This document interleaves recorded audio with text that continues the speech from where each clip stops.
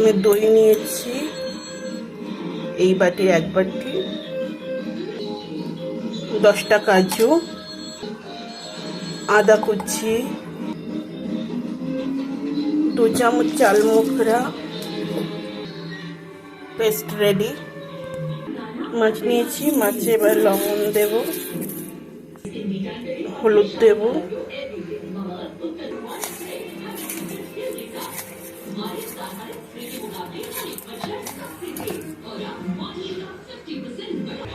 এখানে তেল গরম হয়ে গেছে, এবার মাছগুলো ছেড়ে দেবো।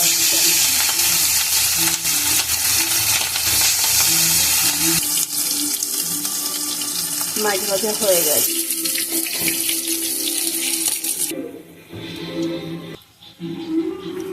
জিরে ফোড়ন দেব, একটা তেজপাতা দিয়ে দেবো। এবারে পেঁয়াজ কুচিয়ে রেখেছিলাম, 2টো পেঁয়াজ দিয়ে দেবো, লবণ দিয়ে দেবো স্বাদ মতো। এবার টমেটো পিউরি দিয়ে দেবো,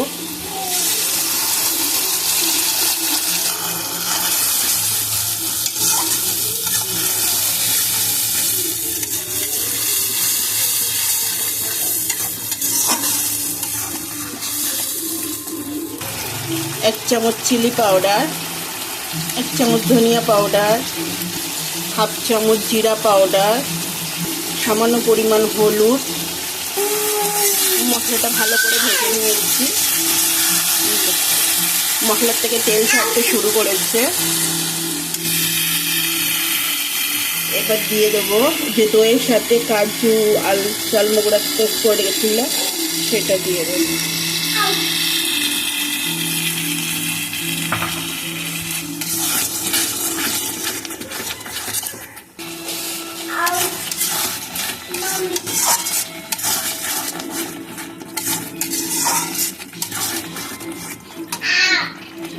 এবার এটাতে সামান্য পরিমাণ জল দিয়ে দেবো।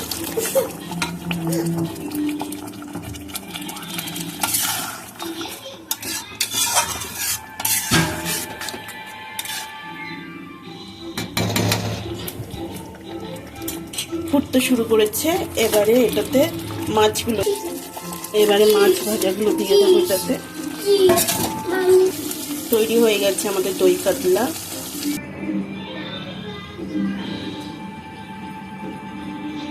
তৈরি হয়ে গেছে দই কাতলা।